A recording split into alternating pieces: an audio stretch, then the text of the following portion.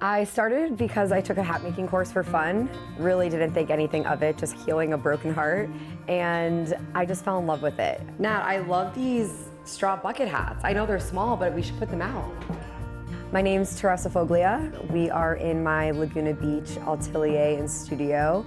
I'm a hat maker. I started my brand 8 years ago. I loved hats my entire life. My best friend growing up as a kid, her mom and my mom were friends, and she had the most incredible hat collection. We would go to the horse races and wear these fancy, oversized track hats. She actually passed away when we were quite young, and when she passed away, everyone got her hat collection. I had a few of her hats and I would wear them, these oversized purple hats, to basketball games. And then as I got older, I wanted to get off my computer, use my hands a bit more, learn a new craft. Once I started learning the history of it and meeting other hat makers, it really became something that I just fell in love with.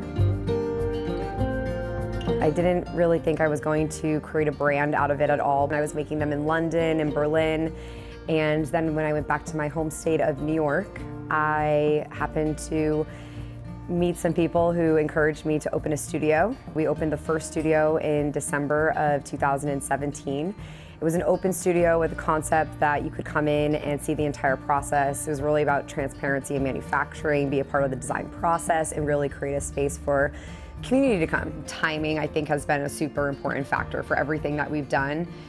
I think I worked so much in the beginning. When I was starting out, it was more external things that happened that seemed like huge success factors, whether it was a celebrity wearing a hat or getting a hat into a certain store. There was something to prove, or could we do this and can we make this happen? And now it's okay to say no to things and just be happy with just, what we're working on right now.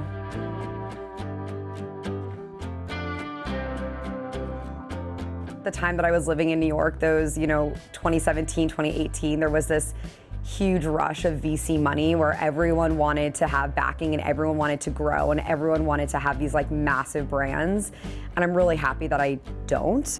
I didn't want to start another hat company. I didn't think that people needed more stuff.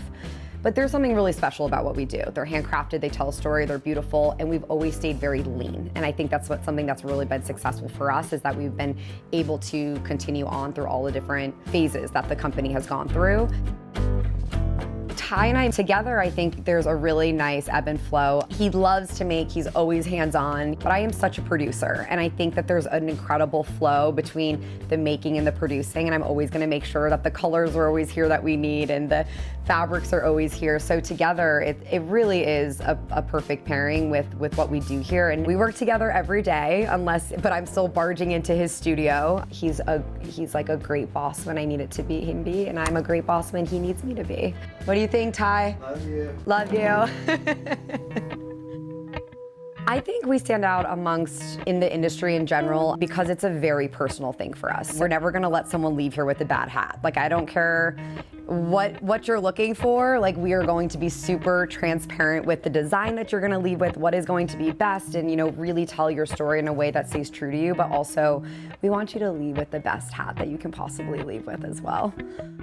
I think the scariest part of starting your own business is probably if you think about it too much. I think that if I were to look back in 2016, 2017, when these opportunities came to open the studio, if I were to think that this is where I'd be sitting today doing this interview with you, I would be super overanalyzing everything, and I probably wouldn't do it. Just really give it your all and show up every day. But I think it's scary because you don't know what's gonna happen. You don't know where it's gonna go from there. But that's kind of also the fun of life too, right? You never really know where anything's gonna go in life, so just do it.